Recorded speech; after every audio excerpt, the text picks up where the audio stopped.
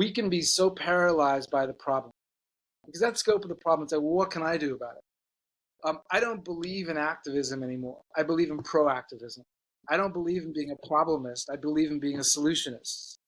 So what if what we did is we just create better solutions that you don't even have to say, yeah, I'm buying X, Y, or Z because it's going to stop the rain from being, not just beautiful little drops, but now I need to wear a mask because I need to worry that maybe I need to be inside because there might be plastic in those clouds. And that's a very real scenario.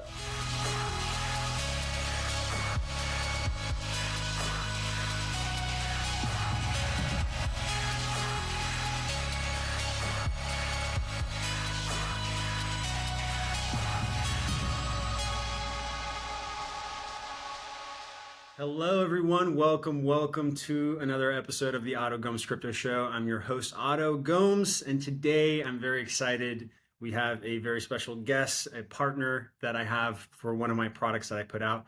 And this is Jeff Scult from One Golden Thread. Jeff is a speaker, designer, and Floet who founded One Golden Thread and whose mission is to connect humanity by a golden thread to nature. An elemental reminder that caring for the planet begins by caring first for self with love. They source the world's most ethically luxurious supernatural fibers to create their one golden thread fabric, and their regenerative model replenishes nature, planting a tree for every item sold.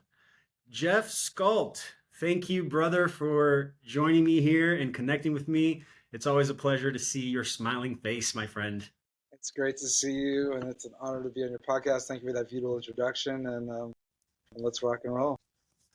Yeah, so, what I love to do with these episodes is just to get to know you better and get to know your journey of how you got to this point and really try to, air out the difficulties of that journey and how, not easy it is to be an entrepreneur and even, having to battle the current events with narratives, with the economy in general. So if you want to start really early on, as far back as you can, with what was your journey that got you to this point, and specifically, what was your red pill moment that kind of shook you and go, I need to do this? I like that red pill visual. It's kind of like that crucible moment that you can't unsee it any longer, right? Well, I mean, I'll go all the way back, which is, look, I grew up as a very weird kid. I was, and weird in the true definition of the word, not the way that most people think of the word, which we'll get to in a minute. But I was very empathetic to everyone's journey. I was like a deep listener. I was empathetic to everyone's journey, but one person, myself. And so, that manifested itself, as an adult to be, a people pleaser. In business, I was an amplifier for everybody else's visions, missions, values, vibrations. I was a chameleon in that way. I was a master of likes before likes were a thing. That was kind of my whole constitution. And on the outside, I was all good. Jeff was happy, and people enjoyed my company, because what's not to like? I mean, it's kind of like ruffling zero feathers, giving giving so many fucks, if I'm allowed to speak French, about like what your opinion was of me, that I don't think anybody really ever knew where I stood on really any subject. And the way that manifested itself in my body, as I grew into an adult, was I was unexpressed. And I've come to realize now, fast forward, that of all the chakras, or however you want to sort of define what's going on in your body, the one that is the most toxic to close down is your expression. And as an unexpressed adult, I started manifesting itself actually in terms of a sickness. I would get flu-like symptoms twice a year. I had walking pneumonia 3 times in 7 years in my late 30s and early 40s. I came to realize that something had to give. And so I went to see a Chinese medicine doctor, because Western medicine wasn't. And I was actually expecting him to say, like, here's the red pill, here's the blue pill, here's a pill. and go on my way. And he looks at me and he says, "Can I give it to you straight?" And I realized like this was the first time in my life that I was about to be confronted, and I was about to allow myself to truly be confronted, because I was like a master of the slip artist, because I would, if you ever asked me anything about myself, I was so deft, I would flip it back to you so fast with such an interesting question, you would forget you even asked a question about me. So in this moment, I realized that, my escape artistry was not going to happen. And he says to me, um, you may look healthy on the outside, but your kidneys are screaming, your spleen is is is is not operating correctly. You're a shallow breather. Your lungs are scarred from all these things, and you may look healthy on the outside, but you're not long for the planet unless you choose to start addressing whatever the relationships are in your life, beginning with yourself. And that was kind of like a full on, okay. So it started slow because he prescribed like bark chip tea for me, which was the grossest thing in the world, and I stopped doing that. I'm just like, this is ridiculous. But I ended up having the foresight to go to a place that I'd been looking at for about 6 months called Esalen in Big Sur, and it's a place for transformation. And I took a workshop that even the circumstances within that, because I'm literally flipping through the pages, and every workshop just seemed like it was like awaken your inner unicorn dharma, like woo woo bullshit. And I'm just like, no, no, no, no, no. And then I stopped even reading like the headlines because they were just so esoteric. And then I turned the page and I just remember like that was really where it landed for me in terms of the red pill, because what came up was the first line said, "Do you ever feel that other people's opinions hold sway over your own?" That's the way I live my life. And it said, "Do you ever feel that you don't even know who you are, that you're living everybody else's lives? If you do, this workshop is for you, and the workshop is about claiming your voice." And remember, my entire sickness always started in my throat.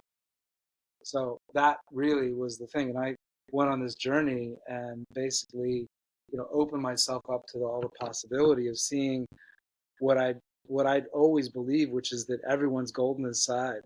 And I believed that as a child. But now I saw that that included myself.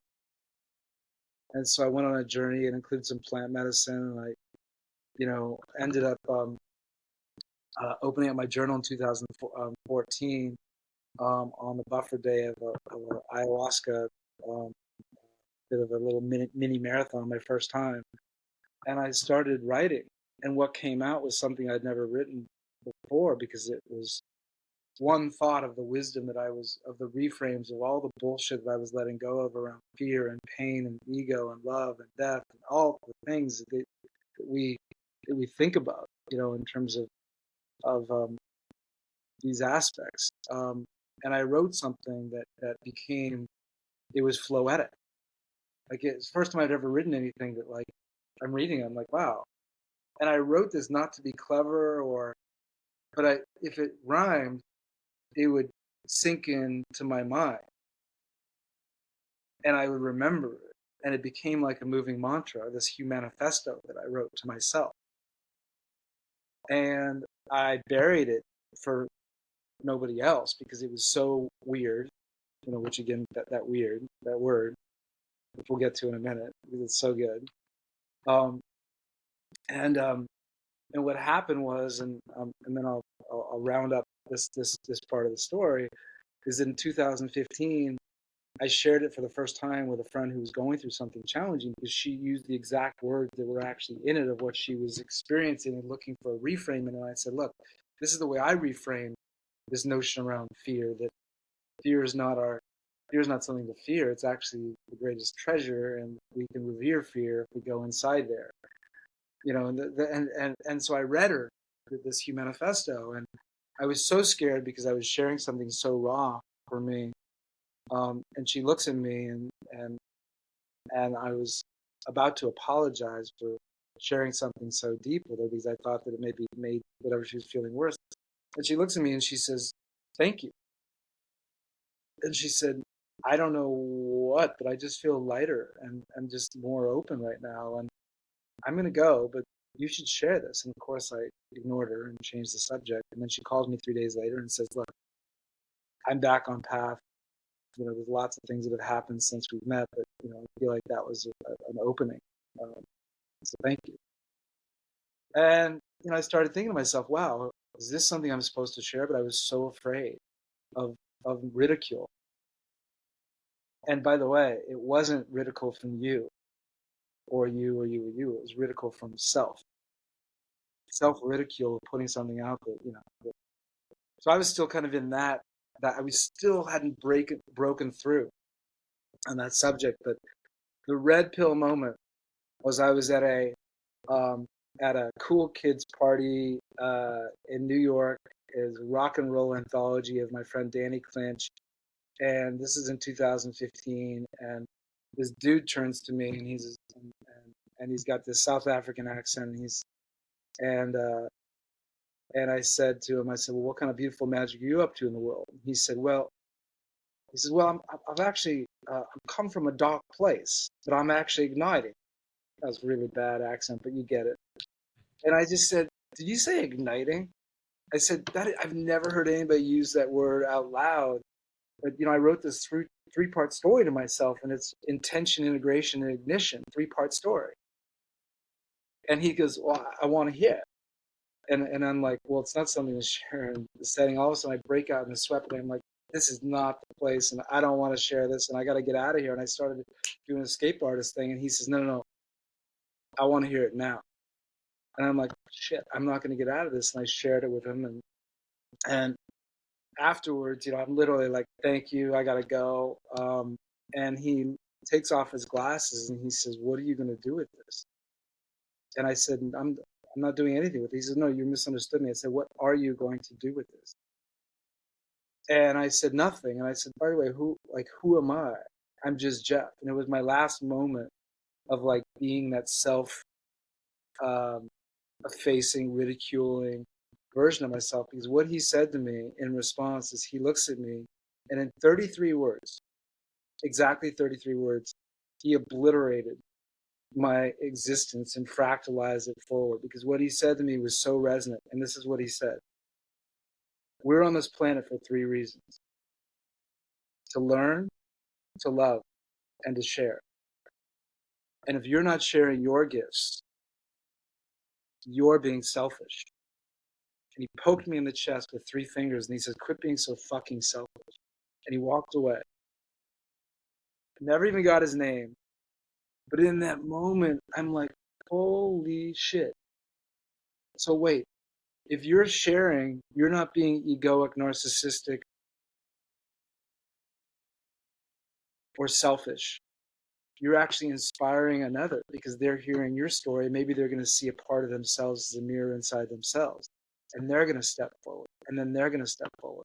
And then somebody else is going to step forward. And now we're all expressed. And that becomes the gold that resides inside us. That becomes the golden thread that connects us all. And so I went on this journey. And as crazy as it sounds, I walked away from a company that I was a 50% owner and that I was misaligned with my business partner. I grabbed golden threads because I knew it was about the gold that resides inside us. I went around the world and I did this spoken word piece starting in Berlin. I just started flowing in Morocco and getting invited into communities and just sharing it in conversation and tying golden threads on people's wrists and inviting people in by asking the same question of every single person: what does it mean to you to live life golden? Every single person answered that question differently, which is exactly the point, which is each one of us has a golden voice. Each one of us has our own imprint. Each one of us has a gift to share. And that is what launched One Golden Thread, as the gold inside us is the thread that will unite us.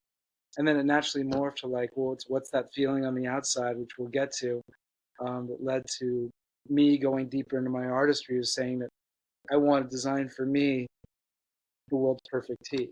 And again, I never had a moment of self-ridicule because I learned the most valuable lesson: do it for yourself first. And so I designed for me first. And it was just a wild experience to see what unfolded from there. And that's a whole journey part of the story. But before we get to that, I do need to unpack this one word because you'll love this. Do you Yeah, I was know? gonna say because like what I love that you did is that you shared something very important, which is like speak what is your belief, speak your Yeah, truth, speak what you believe in, speak what you stand for. Um, I love that you shared all that because it shows the importance of flipping the script on this narrative that, oh, who are you to share that? You know, what's your degree?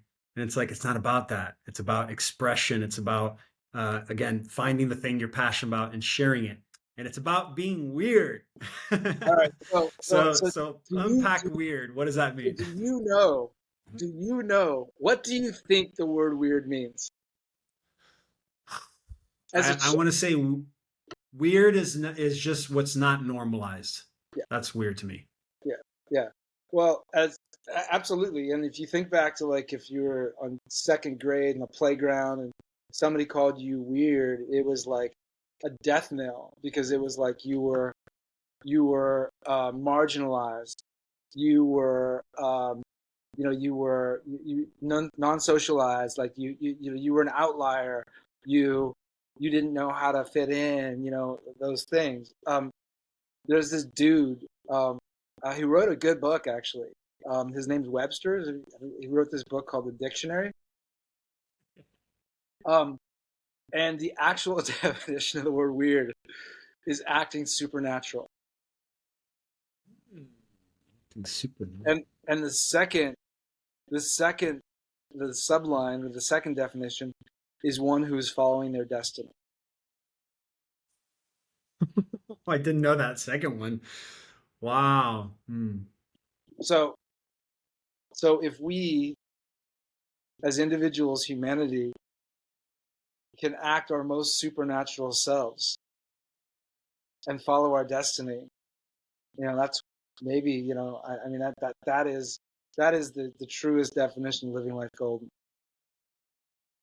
I love that. I would even argue and say that supernatural is actually natural, and Yeah. they're just saying that because it's so different from the normalized Well, matrix. You know, the one one of we're the used things, to. I mean, this is supernatural clothing because it's made, Right. it's sourced ethically and innovatively from the best materials and fibers from nature. So this is also wearing supernatural, but most importantly, it starts within. And I agree with you. Acting supernatural is the most natural thing that we can do because it means that we are in a frictionless flow. It means that we are fully open to being the highest frequency version of ourselves. So, you know, tell me a little bit more about your journey in these last 3 years. There's been so much shift in perspective in so many ways, I believe. But more importantly is this focus on health, right? And like what is healthy, what isn't healthy. And so there's this huge movement happening now on people pointing out the unhealthy and going, wait a minute, this is toxic. Why are we doing this? And so specifically around clothes, you know, Yeah, there's all these different types of materials that I have learned now come with a frequency, like an actual frequency that when they've done tests too. I just saw a video recently where they took cotton and then they took poly. I forgot the name of the elastic stuff. polyester. Yeah, and they put it around something and measured the frequency that was coming out of that thing. I forgot exactly what it was, but basically that there was a lowering of the frequency. There was a vibrational frequency that was lower with the synthetic material. So tell me your experience when it came to the last 2 years, when it came to censorship and pursuing these more regenerative, healthy options. Yeah, and before I even dive into that, because you said something that is so extraordinary about the frequency that can be held, and there's actually studies that have been done where people have put clothing under like super telescope microscopes, and clothing that's made with integrity and ethics from that are more natural almost look like a snowflake when you look Right. underneath it. And then materials that are like polyester literally look like a hornet's nest of just chaos. So yeah, there's real in terms of this thing, and the look. I mean, the irony is that um, this is not new as a concept around doing right by ourselves. You look at like the food revolution 15 years ago, and it's not about whether you're vegan or not. It's just about like, even if you eat meat, it's like, did that animal have one bad day, but did it have a beautiful farm raised life? And so the food revolution happened. There's regenerative agriculture that's happened. All these things have happened. I would argue that truly, like the forgotten frontier was the thing that was in front of our eyes the entire time, which was the clothes that we wear. Um, and you know, it's an ironic thing because the one thing that we have in common when we're not naked is our clothes. It's also ironic to remember that our largest organ of feeling um, on our bodies is our skin. Do you realize that there's 4 million, like receptors that are constantly feeling what's happening? It's like this mycelium network. That's your body. And yet clothes, again, no pun intended, just not trying to be illustrative, but clothes have actually closed us off from feeling, because the feeling against our skin is actually not something that is somatically connected. There's a word that's important to enter into this conversation, which is synesthesia. Synesthesia is a powerful word, which is mean it almost like you're having such an experience that it's like whether you're hearing music, you might be seeing the music, or you might be having an experience with your skin, and it's like, it feels like you're almost like smelling the feeling. It's like it obliterates whatever that sense is you think you're feeling, and it creates a new one. So there is a something that is happening in the zeitgeist with food and all these things, and yet clothing is just catching up. And I'm not going to say it's too late, but it is way beyond time, because clothing is soon the most polluting industry in the world. I mean, look, I'll just give you a couple of stats because it's important to kind of ground this. And I'll do this quickly because I think your eyes will glaze over pretty fast here, but I'm just going to do this blazingly fast. This appreciates facts. Okay, Go well, for it. there's 80 billion new pieces of articles of clothing made every year. 87% of those will wind up in an incinerator or landfill within 18 months, because we are taught that our clothes are disposable. Of those clothes, less than 10% are actually made with fibers that will go back to Earth, which means that all those other fibers will deconstruct into microplastics that will ultimately either toxify the soil or they'll wind up in the ocean. Studies show that 38% of the microplastics in the ocean come from the clothes that we not just toss, but also wash. Because where do you think all that water goes from our washing machine? 68,000 particles of clothes, 68,000 microplastic particles emanate every time you wash an article of clothing that is made with synthetic fibers. Where does that go? That ultimately goes into the ocean. 38% of the microplastics in the ocean come from the clothes that we wash or toss. Studies are showing that those microplastics, which look like little snowflakes in the ocean that the fish are eating, that means that we're ingesting the plastic. You can look it up. Studies show that look, it's an average, so some more, some less, but we're eating an average of credit card of plastic a week, so we're making ourselves sick. And these microplastics are actually becoming aerified because they're deconstructing into microplastic into nanoplastics, which are like microscopic, and they rise with condensation. And so there are studies showing that it can be raining plastic.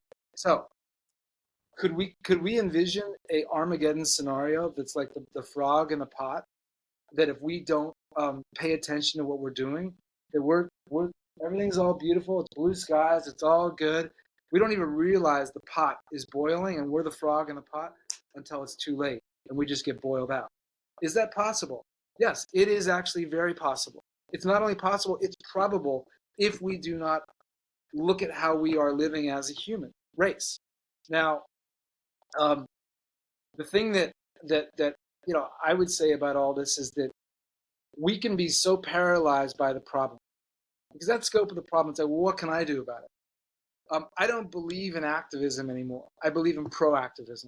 I don't believe in being a problemist. I believe in being a solutionist. So, what if what we did is we just create better solutions that you don't even have to say, yeah, I'm buying X, Y, or Z because it's going to stop the rain from being, not just beautiful little drops, but now I need to wear a mask because I need to worry that maybe I need to be inside because there might be plastic in those clouds. And that's a very real scenario. But do we need to think about that? Or can we just say, like, let's just do what we do because it allows us to feel good, look good, and then do good? We're not doing it first to do good. That is not that is the human experience. The human nature is just like, I just want to feel good. I want to look good when I look at myself, and when somebody looks at me, it's like I feel like I'm standing in my grace, in my goldenness. And so I learned a very valuable lesson the last 3 years as we were building One Golden Thread, because I was so focused on the problem. I was so focused on telling all those stats. I was so focused on wanting you to understand that it's not about sustainability, it's about regeneration, and regeneration is planting trees, and sustainability and all these things. And it's just like, look, we are high frequency humans. And so what if what we just said is, we looked at this and we said, what we're looking to do is just give people a solution that taps into the deliciousness of consciousness. And And it's so I'll important. complete Go this. ahead. I'll complete this thought by sharing with you, like, one of my favorite business lessons for all the business heads out there that I ever learned. I ignored for 50 years, but I learned it from my dog and my dad when I was in second grade. And my dog Sam had worms, as dogs do, right? Gets into the mix. And so we had to give him a pill. And so my dad, like never missing a teaching moment, took me over to Sam's bowl. He says, how do we give Sam this pill? I'm like, oh, well, we'll just stick it in his food. We'll just tuck it in deep. And my dad's like, no, dogs are smart. They'll sniff it out. It's something that you're trying to put past them because you're doing it that way. And he said, if you give a dog a pill, the best way to do it is to wrap it in something sweet. So we wrapped it in some peanut butter, and Sam lovingly, took the pill because it was about the peanut butter. It was about the peanut butter. It was about the sweetness. And so that's what I think we're all doing now. And it's not just One Golden Thread. It's those in the conscious community. We're tapping into the deliciousness of consciousness. It's just a better party. I call it a pivot party. So let's just pivot to just being in the deliciousness of consciousness, and that's what we're all here for. I agree wholeheartedly with you when it comes to the difference between protesting and just creating. I've said this many times that when we protest in this current system, all it's doing is reaffirming the power that the system has. It's just like the child yelling at the father. We have to start to embody who we are and identify with the physical, and then do what you said: create our own stuff, create our own paths. Yeah. And try to create something that's different than what's actually happening. But what I want to go back to a little bit around health and how this affects our bodies. And you didn't mention this, but I'm sure it's in there somewhere, of how much we're actually absorbing of those microplastics when we're actually wearing the clothes. Let alone all that other stuff when you're washing and it goes back into the environment. But individually, like the amount of impact it's having on your individual health. And so, have you ever heard of Dr. Emoto? No. Dr. Emoto was a scientist who studied water, and he did two different tests. He took one bottle of water and said love words to it. I love you, very high frequency words. And then another one where it was very low frequency words, very, destructive words. And then he flash froze them. And for some reason, that's the exact patterns that he saw was what you described. In the love-based ones, it was these snowflakes, and on the hate ones, it was like these jagged, really weird looking patterns. And do you know Veda? Do you know Veda Austin by any chance? Veda No, Austin? of name, yeah. Yeah, so she took his work and went a little further and started to see the impact of words and shapes that have of what they have on water when it's flash frozen.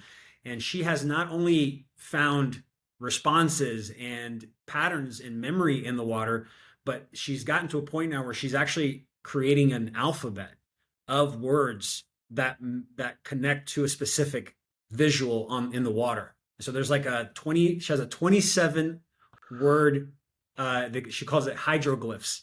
But the point is that if we are made 70% plus of water, the things that we wear on our bodies, not just the material, but the words, the patterns, the shapes, have a direct effect on our bodies. Meaning our bodies are constantly, the water in our bodies is constantly trying to adjust or get into resonance with our surroundings, with our environment, right? Because that's the natural chameleon of the body trying to adjust and get into that resonance. So tell me from your experience, what you know what is exactly the effects that you believe it has on the body? Like, what do you believe that the material, like, is it healing the person, or is it just, oh no, now you don't have toxins that you're absorbing? You know, I want to be I want to be restrained on this a little bit because um, the truth is I would love to do some actual studies with somebody who understands, like puts it through, and independent, like somebody not, you know, who because the language that we get back, from people like, for instance, a bioharmonist like Paul Chek, who I don't know if you know him, but he's an absolute Yeah. king and a G, and he um, became aware of one golden thread, and the first time he put the clothes on, he reached out and said, "This is the first time that I put clothing on my body in my life that has actually added life force energy to me." He says, "I feel like I've just been chi, like I just did Tai Chi." I've had other people, um, such as the regenerative Tai Chi expert. His name is Jamie, and what he said to me is, he said, like, this actually calms your nervous system. I've had other people say that this enlivens. So it's really, you know, it's funny because it's, as a 10-time burner, maybe this is what's coming through. It's like Burning Man won't give you what you want; it'll give you what you need. And I will say personally, when I put these clothes on, I feel sensualized. I feel I feel connected. I will put some of my old ego clothes on, and I'm like, I just don't feel comfortable in my skin. I don't feel necessarily calm. I've had people say, like, this is like the clothes I these are the only clothes I take into a journey or a ceremony or a sound bath. We have meditators that swear by these clothes. So yogis. So I I I leave it to others' versions, and the 5-star reviews that we get. I mean, there's a golden thread that weaves through of people actually saying, not just, oh, these are cool stylish clothes, but they're saying, like, you know I've been, um, these clothes have actually allowed me to reveal my highest self. One of my most um, touching ones was somebody recently who came in, and he has cerebral palsy, and he walks different, moves his body different, but his mind is extraordinarily precise and sharp and beautiful, and he wanted to meet me, and I'm honored. Okay, and he came in and he said, I have these spasms that that in my past that will literally, like, leave me writhing on the floor in in in muscle tightness and pain. And he said, your nature rap has calmed them.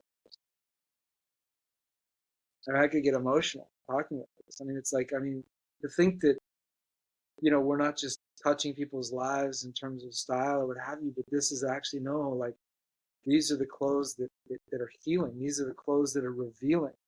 These are the clothes that are somatically sensualizing. It's it, it it's so humbling. It is so humbling because it goes back again to the original intent of that we're all golden inside, including Jeff Scult. And I designed all this for myself, and I'm not wearing these clothes because I'm on this podcast. I wear these clothes because this is my uniform at home alone, and then I go That's your out. closet.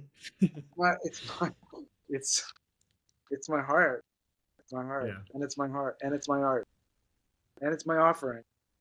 So Yeah, no, I love this. I think I wanted to ask this question because our connection, how we got connected, that was my journey to connect with you. I was always wanting to create a shirt or always wanting to create a product. But after watching the interviews of Veda Austin, Dr. Emoto, and actually interviewing Veda myself, I realized the importance of like, man, the clothes we wear, the things we put on our body that is touching our skin is highly, highly important to have like an awareness of that, of what we're putting on our bodies.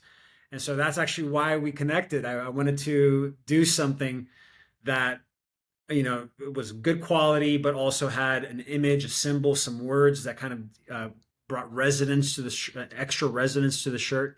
And so that's why we created these shirts. Quick little plug here for the shirt. If you guys are watching on YouTube, you'll see we both have the shirts on right now. We both have the white versions of the Crypto Freedom Academy shirts. Like I call them the Resonation shirts, by the way. I don't know if I told you that. no, you didn't. Resonations. I like that. Yeah. I already have the Instagram handle, so. No, I I, But I love that. The resonation shirt. Wow. yeah, and it's got this 432 hertz mandala on the front, and on the back inside collar, there's a poem that both Jeff and I wrote together on the phone one day, and it was amazing. It was a nice little like back and forth moment, and it just came to be. You put it all together, and it was beautiful. So if you guys are interested in getting the shirt and using these regenerative products that have a frequency, have a resonance, and like Jeff mentioned here, apparently has an impact on the body. You guys can I'll put the link at the bottom of the episode, or you can go to my Instagram account and it'll be the link in the bio. It's amazing you called it the resonation shirt because it's all about right? And I believe that the power and the potency of humanity is to go deeper beyond sustainability, regenerosity, right? And regenerosity is actually giving back more than it takes to create. So from this, and by the way, for those that actually want to know what this is actually made of regenerative beech trees. So you can actually see like the fiber, and this is made of a blend of regenerative beech trees from Austria and the top 1% ethical cotton from California family-owned farms. And so it's like the best from nature. And so, one of I'm going to doing a post today. You'll see on my personal and also on One Golden Thread, celebrating the life and contributions of Thich Nhat Hanh. Thich Nhat Hanh was a Buddhist monk. He wrote tons of books, but he also coined interbeing. And interbeing is this notion around all things interconnect.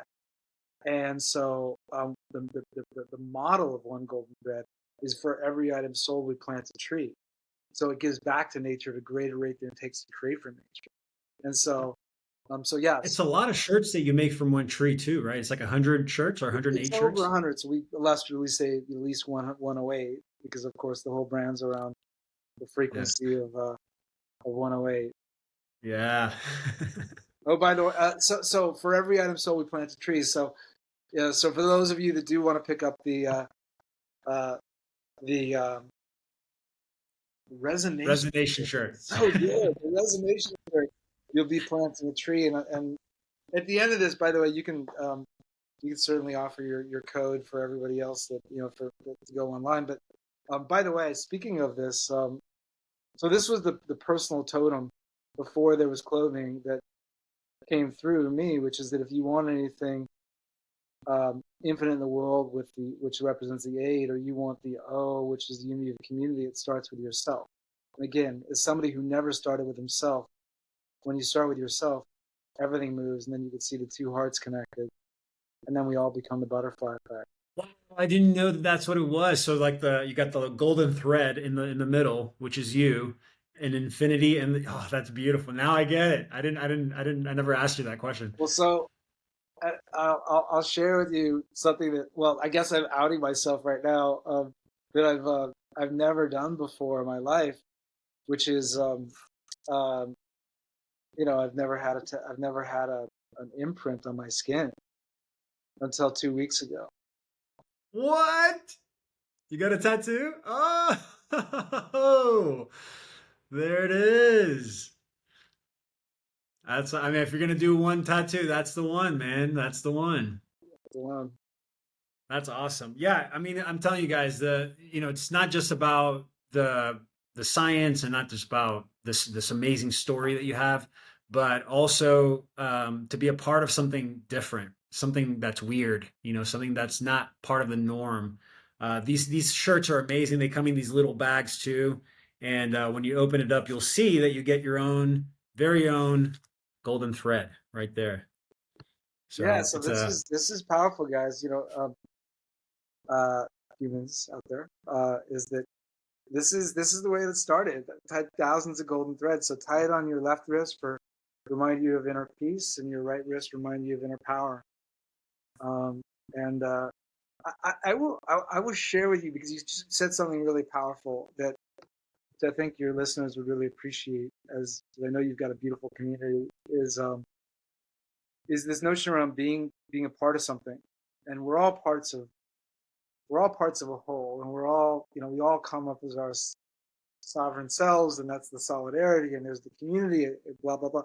But one thing that has been the greatest, you know, surprise and honor was, before there was clothing, I would start getting text from people that would put their hands together with somebody else and showing that they're both wearing the golden thread, and then send a text me, because at that point it was like 1 degree of separation of Jeff. Now, what's happening is that people will see people wearing the golden threads, the clothes. And instead of it being like two Armani jackets, like they would probably, if you see two Armani jackets at a party, you're probably not going to be running up to the person saying, Armani? What's happening is that we hear countless stories that people see somebody with the golden thread, whether it's on the duster or whether it's on the tree pant or whether it's the other items, and you guys should check out the whole collection. And what's happening is it's forging connection, which was the original intent. One golden thread was to be a connection movement. And so it's such an honor to see that the original vision and value of let's come together, let's find each other, let's see our tribe. And if the codes are carried in clothes, we can do that. We can find each other. So this is part of the thing. And it's a very cool self-selecting process. Like, I don't believe I've ever met an asshole wearing one golden thread. Look, I'm going to test to this. I actually have proof of what you just mentioned. I was at the grocery store and saw someone wearing one golden thread shirt. It was just a white tee. But I'm like, I looked at it and I'm like, is that a one golden thread shirt? And then when I looked in the back, I saw the thread and I'm like, oh! So I walked up to him and I'm like, hey, I know your shirt's one golden thread. And yeah, it's like a way to connect. It's recognizing, oh, this person probably has a different perspective. Let me approach. I love that. I love that. And and it's it what it. So I'm writing a book, and one of the book uh, chapters is this notion around, like, we always talk about, seeking out the like-minded, and it kind of obliterates that, or for me elevates it, which is seek not the like-minded, seek the like-hearted, whose unique perspective opens and blows your mind every time.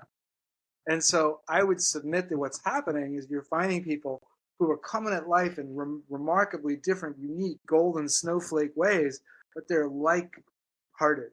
There's a similar constitution of I care for myself enough to invest in myself as opposed to a $10 shirt made in a sweatshop in China. I care for community because like I want to walk up and say hi to somebody that's connected. I want to be part of something bigger than myself. And then I care for the planet because I know that when I'm wearing this, I'm doing right by the planet while I'm looking good and feeling good. And that makes me feel really fucking good. Yeah, I mean, like you said, it's this thing that's now creating this thread. It's creating this connection that we can start to align with. Well, look, It's such a the original intent, the dream, the audacious dream, even before the ayahuasca was like that I was going to wrap the world with a golden thread, with a golden thread. And I went around the world. I personally have tied probably 11,000 golden threads on people's wrists in my life. And who knew that it was really going to be maybe more broadly wrapping the world with golden threads.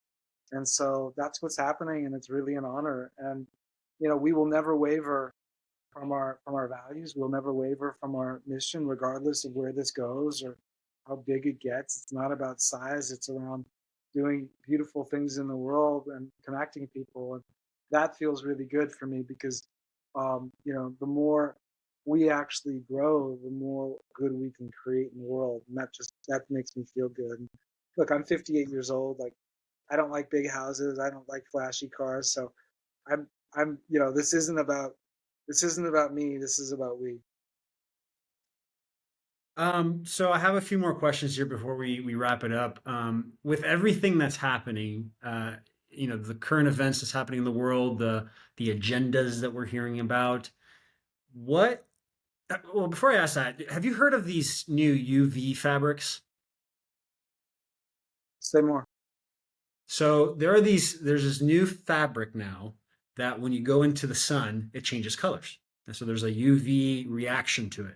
I don't know what material it is that they have on these clothes, but you literally, I've seen a video where the woman's wearing a white dress. She gets into the sun and it just turns like bright purple. So I guess my question is, when I look at mainstream and I see the clothes going into this like very tech oriented direction where it's like functional or like it even provides some sort of entertainment even. I've seen also like digital clothes where they have like screens on their clothes, EMF coming from screens. But with everything that's happening right now and the transhumanism and all of that narrative, how do you see clothes moving forward in this reality? And I asked this because I just recently saw a article, and this is the headline: "Is this the end of suitcases? Airline rents clothes to passengers so they don't need to pack luggage, which cuts greenhouse gas emissions. You will own nothing and be happy." So tell me your perspective on Was that this. was that the guy that started Blockbuster? Probably. I don't. Look, who knows? Who knows where things are going? With the crazy transitions that are happening in the world. What I would say um, is that I believe in innovation. Um, I believe if we're not innovating, then we're believing. I'm reading the Rick Rubin book right now, which is amazing, um, and I would highly recommend it to everyone. And one of the things he talks about is, don't assume that what you are going to do is what you did before because before was successful. It's time. It's always time to open our mind's eye to where the world is going and what have you. With that being said, I believe in um, in keeping things simple as well, because there's so much staccato and AI and everything is exploding around us. So there's this notion around like, let's just how can we be our most natural selves? And so we see I'm going to answer this question so it's along two parallel lines. One is how do we innovate by using even more natural, innovative, interesting materials? Like for instance, we're we're looking into using some sea algae and incorporating that, and Hemp? there's You know what opportunities hemp is? around agave, and we're exploring all kinds of interesting different fibers and fabrics that will always sort of live within the architecture of softness, durability, breathability, and earth ethics. With that being said, on the technology side, I love technology, and I'd love to say, well, like for instance, why wouldn't um, this this code? Why wouldn't this be a QR code? It would take you someplace special. Why wouldn't that QR code, maybe on your shirt, be maybe specific to you? That would be like your code that you could flash it out, and it becomes like something that is around, that somebody could scan it. It becomes an opportunity for them to Dude, you're literally describing what I've created already. So you know what I've done? I don't think I've told you this. So every shirt that gets sold, I'm sending a QR code. It's a very specific, unique to the shirt, which connects to an NFT. And so I have an NFT that connects to the shirt. And so what they can do is they have access to this NFT, which is going to be like a membership token for my community. But you can add content to it. So my idea is to take the individual is going to take a picture with the shirt and upload it to the NFT. And so then you can start to trade that. You can start to trade the NFTs, and people can start adding more images or more content. And so the idea is to create this like this timeline, this log of users, of people that have been a part of the one golden thread. Okay, you're hired. I mean, I'll show you more about it. Look, It's going to be really can't cool. wait to see it. Is it ready now? Yeah, the engine's ready. The NFT's ready. It's already up there. I just started this week selling the shirts, so people are going to start receiving their packages with the QR code, and Okay, they're so going to you're start going to see signing a up. purchase from a guy by the name of Jeff Scult. Um, and I'll send you an NFT about that, I want to buy it. because you already have a shirt. Yeah, that's true. I want to buy it. Yeah. Okay, Okay. that's amazing. That's I Um, want the whole experience. Cool. but I agree with you. I think technology, when used properly, Yeah. right, when used not for escapism, but for facilitating trust, facilitating connection, I mean, that can be the pivotal point, right? The point where things actually change because we're using it for ourselves instead of using it for them. Yeah. Well, we're launching a patron program right now, and one of the visions around that patron program is that you have your own individual digital wallet, and that has your own personal QR code that has the ability to, give somebody who you see that wants to see loves what you're wearing. They scan it. They get a special, introductory gift to join when they purchase. You get a credit, and so you're amassing. But the exciting part is that we do a tree counter. So it's like the mycelium network of all the people that scanned your code pops up. 11 trees, 33 trees, 108 trees, 333 trees, and so it gamifies consciousness. And so we can, Doing this on Patreon, you said? no, I call it our patron program, because as opposed to like a membership program, because it's really, Gotcha. if it's a patron program, that means that somebody's actually connected to your cause. It's not just like we don't call our customers. They're our patrons, because we're in this connected thread together, and so it's something of higher vibration, higher frequency. So yeah, I mean, we're on the same weaving there, and it's really cool, because that's where the world's going, which is how do we make it a frictionless flow to share the love that naturally goes. Oof, love it. I love it. We're definitely going to talk more about that, because I feel like both the things we're building aligns with each other, and all we're missing is a few pieces here for each other, actually. But I'd love to learn from you, and weave you into what we're creating, because yeah, you're I mean, come on, you're Odo Gomez. don't even, bro. You're Jeff Scult, bro. You know what? Yes, I am. I'm Jeff Scult. I am. I'll own it. Um, I love this. I love these conversations, man. These are like the best for me. I always look forward to doing these interviews because I get to reconnect with friends, and Yeah, it's well, just a good you're time. amazing at this. I mean, you're a natural storyteller, and your curiosity. Um, I mean, your curiosity inspired me to tell, to say things that I've never said before, or think and feel. You, um, one of the things that people lovingly have said about me that opens my heart, blows my heart of every time, which is, you help me fall more deeply in love with what I'm working on or myself. Um, when we have a session, I have a brand soul consultancy called Consulting, and this is what I do. It's one of the great joys in my life is to just invite and ignite people back into the highest arts of their grounded gratitude. Yeah, I love that. When people talk about healers, like, what does it mean to be a healer? It's like being a healer is follow your passion and share it. And just in the sharing, there's healing. Just in That's the right. communication and the connection, there's healing. Yeah. Well, Um, there's a line in a spoken word piece that I wrote, which is um, which is the true. Um, how does it? It's so funny, like to just pull the line out, extract like it's a whole flow, but it's we are all our own healers because as mirrors, we get to witness each other being our own revealers. yeah, and to compound on that, I heard somebody say one time, we are all strategically positioned to help the person we once were.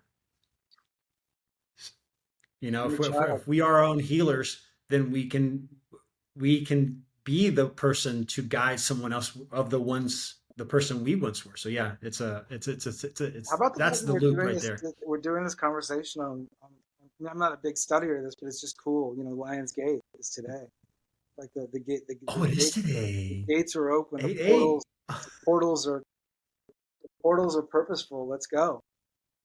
Yeah. Which, by the way, the cost of the shirt is $88. So there you go. It's all connected, guys. Uh, okay, so last question here before we end it and circle up here. You have a few minutes to speak to millions of people. What do you leave them with?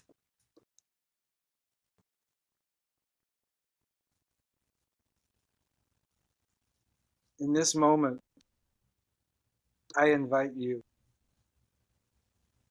to start to give zero fucks about anyone else's opinions of you, because that will clear the decks for your infinite fucks, which is your transcendent truth. No woo woo, no more gurus, because you are spirit full over spiritual, because the gold already resides inside you. You say yes to life with no hesitation and reservations, to free dive into the unknown beyond your comfort zone expectations. It's your choice to claim your golden voice. And it's time we all share our gift with increased ignition. When in doubt, get out while embracing the beautiful magic of uncertainty of life's journey. We are all more liberated and free together than apart, because each moment is a choice point to choose to live from an open heart. And keep your eyes on all your blessings, because you now know residing inside that deepest dark fear cave shines your deepest soul lessons. And most importantly, never forget, this is all supposed to be fun. So yes, fuck yes, let's have some. You are a Floet. That was That was that was a poem that was inspired by a piece that was created. You can see this. Yes, I've seen this on your website. Yes, fuck yes. I love that. Thank you so much for that, Jeff. This was just such a powerful interview. I love connecting with you. Thank you for being here. Thank you for your time, your energy. And like I said, guys, if you have not looked at his website, go to onegoldenthread.com, or you can follow him on Instagram. I know they have One Golden Thread on Instagram, as well as yours is Jeff Scult, Jeffscult. Thank you, brother. This was such a powerful, powerful interview. I'm so happy to have done this with you. Is there anything you want to plug or any one last piece of advice you want to leave for everyone? Uh, yeah, I think we've wrapped it. I feel really good. Maybe you want to. I know you as a ambassador, you created a special. You have a special code for your tribe if anyone wants to gear up. And so you can share that. Anybody can go to onegoldenthread.com.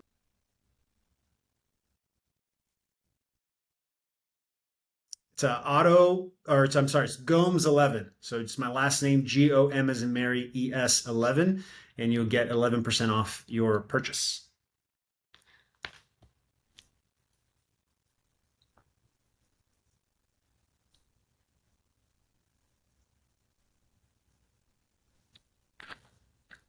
All right. Thank you guys for watching and listening. And always remember, gamify your abundance. I love you guys. Peace.